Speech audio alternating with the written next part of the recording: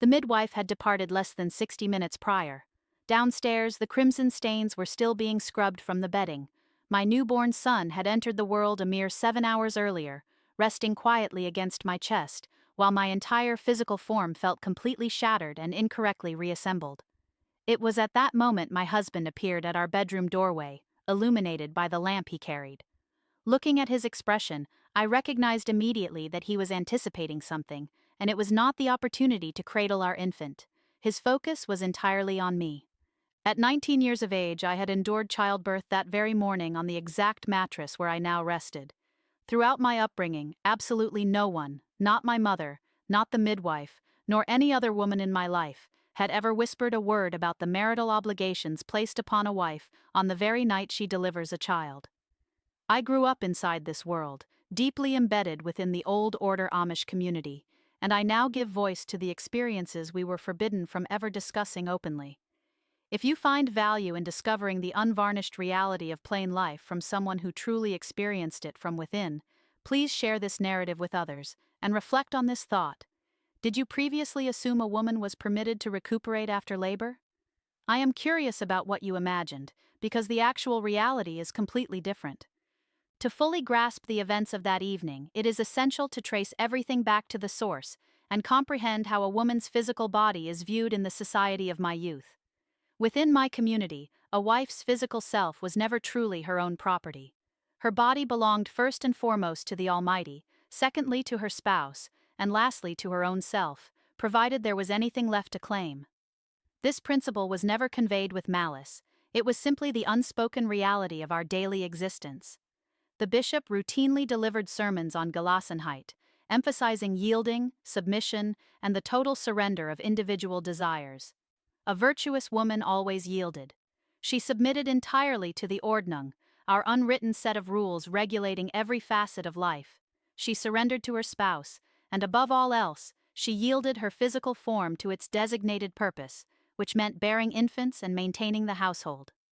My marriage took place when I was 18, and by 19 my first pregnancy was already underway. Such timing was standard and fully anticipated. If a year passed without an expectation of a child, the elder matriarchs would begin observing you with suspicion during the quilting bees, silently debating whether you suffered from some physical defect, or worse, whether you were actively taking measures to stop a pregnancy. In our world, preventing conception was deemed a transgression. Offspring were viewed as holy gifts granted by the Creator, and one did not reject a divine blessing. Consequently, I followed the exact path of the generations preceding me by entering marriage, becoming pregnant, and waiting out the months. My pregnancy proved to be quite grueling. I endured months of severe nausea, and modern medical care was entirely absent. There were no monthly clinic visits, nor were there ultrasound images to display on a refrigerator. Instead, we relied on Sadie, our local midwife, a woman approaching her 60th year with hands resembling weathered leather and eyes that had witnessed more arrivals and departures of life than any modern medical facility. She appeared only when summoned, never before. The remaining time required pure fortitude. A woman labored at her chores until she was physically incapable of continuing. I distinctly recall canning tomatoes just a week before giving birth, standing over a steaming pot in the oppressive August heat with my abdomen heavily extended because the daily chores never ceased, simply because a woman was on the verge of bringing forth a new life. When my labor commenced, it happened during the nighttime hours. I want to be entirely transparent about that experience because it represents the side of our life that travel advertisements always omit. There was no medical facility and no pain relief. The room contained only a kerosene lamp, a basin filled with water, my mother clutching one of my hands, and Sadie positioned between my knees commanding me to maintain absolute silence so as not to disturb the sleeping children downstairs, urging me to endure the agony just as every woman in my lineage had done before. I clamped down tightly on a piece of folded cloth to prevent my cries from echoing through the residence. That was the manner in which I first encountered my newborn child, shrouded in silence, illuminated by lamplight, upon the identical mattress where his life had been conceived. In the immediate hours that followed, a brief tranquility settled over the room. A distinct, sacred calmness always emerges once a tempest passes.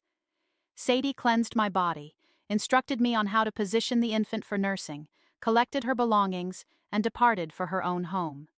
My mother remained just long enough to provide me with a bowl of warm broth before heading downstairs to manage the rest of the household, because there were other offspring to tend to, livestock to feed, and a husband to care for.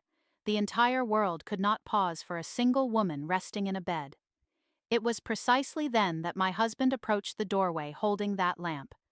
I want to handle this next realization with extreme care because it represents the absolute core of the matter, and there is far more depth to this occurrence than can be fully expressed in this specific format. My husband was not an inherently brutal individual. It is vital that this is understood clearly, because it would be simple to listen to this account and cast him as a monster. He was no monster. At 22 years old, he had been socialized in the exact same environment of secrecy that I had. He had been trained with the identical doctrines regarding a wife's function and a husband's entitlements. His actions that evening were not born of cruelty. Rather, he was operating entirely under the framework of everything he had ever been taught was the natural order of human life.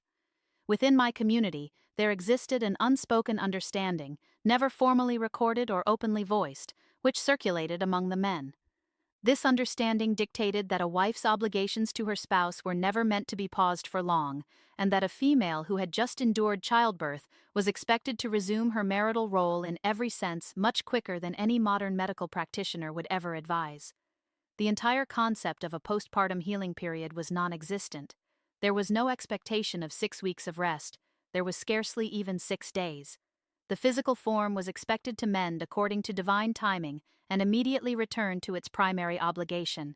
A righteous wife refrained from voicing complaints because uttering a grievance was viewed as hochmut, an expression of arrogance and the gravest offense of all. Complaining signified that you were prioritizing your personal physical comfort over your sacred obligations. Therefore, when my spouse stood at that entrance on the night of our son's birth, observing me with that specific expression of anticipation, I comprehended precisely what was expected of me. I recognized that my role was to submit, because that was the fundamental lesson instilled in every wife. A wife submits, even a mere 7 hours following labor. Even when her physical body is deeply injured and bleeding, she submits, and she labels that submission as devotion. I will not describe the explicit details of what transpired next. However, I will share that as I remained in that bed afterward in the total darkness, with my tiny infant sleeping right beside me, I experienced a profound internal fracturing that has never truly mended. It was not resentment, at least not initially, as I did not yet possess the vocabulary for resentment. What I experienced was an immense, boundless isolation, because I recognized in that exact moment that there was absolutely no one in my entire universe to whom I could confide. I could not turn to my mother, who had survived the identical reality and would have simply instructed me to display gratitude.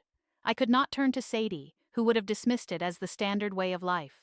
I could not approach the bishop, nor the congregation, nor even the Creator, because I had been raised to believe that the Almighty desired things to be exactly this way. When the sun rose the following day, I got up. I need that fact to be heard with absolute clarity. The very morning after delivering a child, immediately following the events of that night, I arose before the first light of dawn, donned my traditional dress, walked downstairs, and assisted in preparing the morning meal because there were mouths to feed and the daily labor never paused. No one inquired about my physical well-being. No one ever would. In the society of my upbringing, a female's physical suffering was kept entirely private to the point of absolute secrecy, and her physical form was viewed as an instrument meant to serve others, rather than something to be served or cared for. Consider the reality of my companion, Rebecca, because my experience was far from isolated. Rebecca entered marriage 2 years ahead of me. She welcomed her initial child at age 20, her second just 11 months afterward, and her third the following year.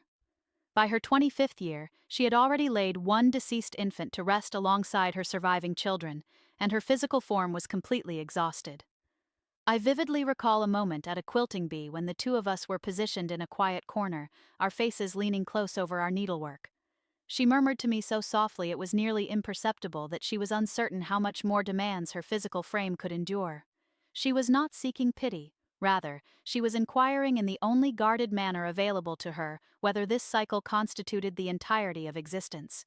She was wondering if a woman must simply continue emptying herself until absolutely nothing remains. I possessed no guidance to offer her. We merely continued our stitching. That comprised the entirety of our interaction.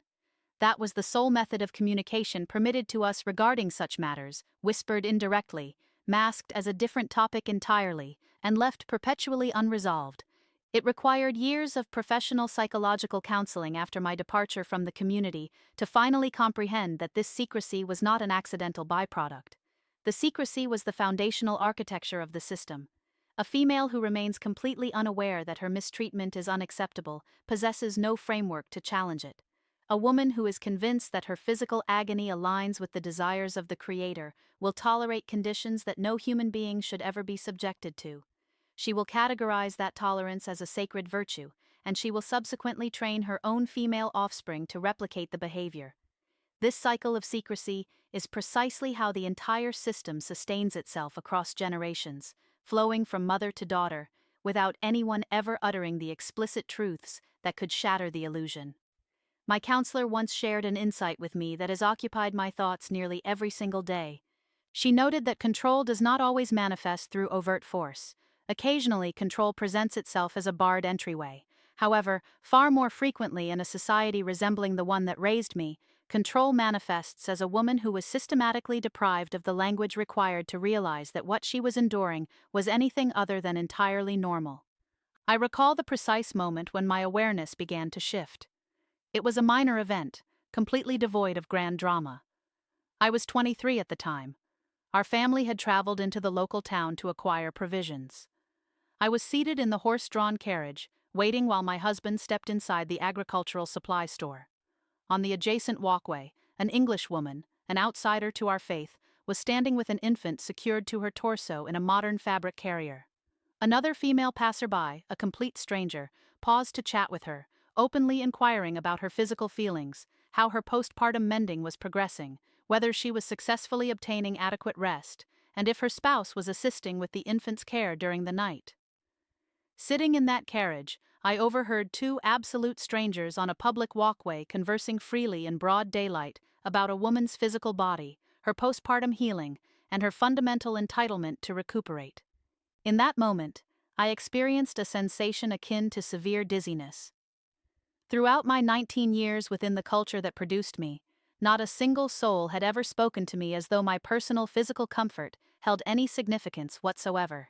Yet here were two unfamiliar individuals treating that very comfort as the most routine and natural topic imaginable. That interaction formed the initial fracture. That was the opening through which understanding first entered. 3 additional years elapsed before I gathered the strength to actually depart, and I will never claim those intervening years were effortless. Yet the transformation initiated right there in that carriage, triggered by listening to an inquiry that had never once been directed toward me. When I finally chose to leave, the penalty was enacted instantly and completely in the form of total excommunication, the Meidung. The correspondence I attempted to mail home was returned to me unopened. My mother refused to answer the telephone on the rare occasions I managed to access one to call. The entrance to my father's house was permanently barred against me, the very same doorway I had stepped through every single morning of my youth. I surrendered my entire familiar universe in one single choice.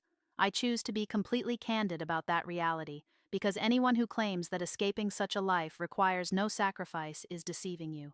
Departing cost me every relationship and custom I had ever known. It provided me with only one single asset in return. It granted me ownership of my own self. Through professional counseling, I discovered vocabulary that had never been uttered in my youth, concepts like autonomy, consent, physical recovery, and personal boundaries. I came to understand that a physical body that has just experienced childbirth is a body that has survived a major medical trauma, and it inherently commands gentleness, rest, and shielding. Furthermore, I learned there is no holy text in existence that mandates a woman must abdicate that protection. I realized that the events of that specific night were not an expression of divine will. It was simply a man practicing exactly what his society had instructed him he had a right to execute upon a girl who had been conditioned to believe she possessed no authority to refuse. Now, I will share an insight that may surprise you in the exact manner the truth surprised me. I do not harbor hatred for the world where I was raised.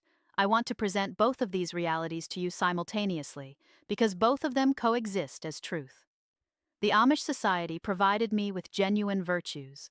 It offered me a fellowship so deeply interconnected that its closeness possesses a tangible quality you can almost feel. It instilled in me a dedicated work ethic that has sustained me through every subsequent difficult year. It provided me with a foundation of faith, one that is admittedly complex, scarred, and completely reconstructed, yet entirely genuine. Those elements were not fraudulent. However, a society can provide all of those beautiful benefits and still remain profoundly broken regarding this specific issue. A community can arrive faithfully for every single funeral, barn construction, and autumn harvest, while simultaneously presenting its daughters with a legacy of silence that inflicts deep wounds within the most private quarters of their existence. Both realities are simultaneously true. The communal warmth was authentic, and the institutional damage was equally authentic. I refuse to let anyone compel me to select only one of those truths to validate. In my quiet moments, I reflect on the 19-year-old girl I used to be, a mother of merely 7 hours, resting in that darkened room with no vocabulary to define her experience and no soul in her world to confide in. I mourned for her. I would sacrifice a great deal to travel backward in time, sit upon the edge of that mattress, and instill in her the wisdom that no one ever offered me. I would tell her that her body was never meant to function solely as an instrument for others. I would tell her that her physical pain was not a spiritual failure, that seeking rest was not an act of arrogance, and that she possessed the absolute right, she always possessed the right, to state that tonight was not the time, that she was not ready, and that it would not happen in this manner. No one ever articulated those concepts to her. Therefore, I am articulating them now, both to her memory and to you, if you happen to require these words today. If you were raised in an environment where your physical form was treated as a structural obligation rather than your own sovereign domain, your experience is recognized.